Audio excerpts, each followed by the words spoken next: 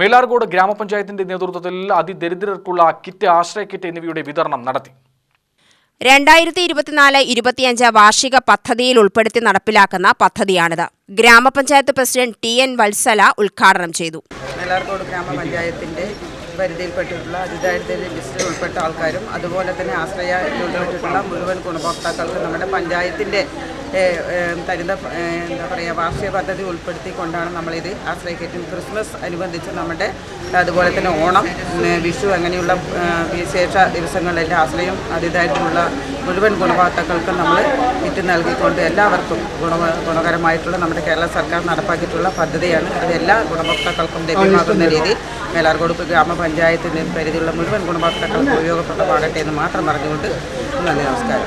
Vice president Mansoor Ali അധ്യക്ഷനായി. ഗ്രാമപഞ്ചായത്ത് അംഗം മുരളി ആശംസാ പ്രസംഗം നടത്തി. സ്റ്റാൻഡിംഗ് കമ്മിറ്റി ചെയർമാൻ ചെന്താമര സ്വാഗതവും സെക്രട്ടറി ഹസൻ നന്ദിയും പറഞ്ഞു.